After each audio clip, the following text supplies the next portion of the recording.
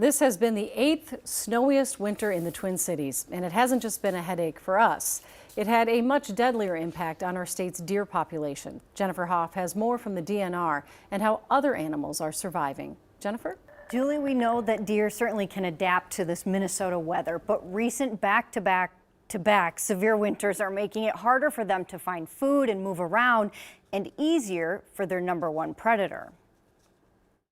Minnesotans love deer and root for their survival, according to the Department of Natural Resources Big Game Program leader. People do tend to care and want the best for the deer population. Except this year's deep snow and prolonged cold is increasing their mortality, especially along the North Shore, where the color is the darkest on the DNR's severity index that measures conditions. Severe winters are not uncommon in that area of the state, but that is severe. Those numbers are severe. Deer can't find as much food, have a hard time getting around, ultimately escaping wolves that can move more easily on top of snow. Given the winter that we've had, is it fair to say that most of these animals are pretty stressed? It is possible they could be stressed, but again, keep in mind that although you have a snowy winter right now, this was the norm. David Drake, a wildlife specialist at the University of Wisconsin, categorizes animals as migratory ones, like geese, evade winter by flying south.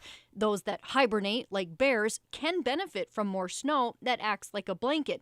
And the hardiest of ones that stay here and are active, like raccoons, can get into trouble. If it can't actually scratch down or it can't reach the food source, that becomes problematic. Winter die-offs do happen, but that, Drake says, is hard to track. These animals have all evolved to deal with these conditions, and for the most part, they do a great job of it. I still want to think, though, that they're just as sick of it as we are. I'm sure they are, yeah.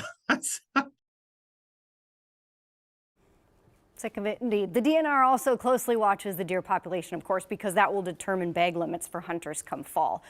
Don't feel too bad for the deer, though. Dozens of counties all across the state do have deer feeding bans, and ignoring those bans can lead to even more problems.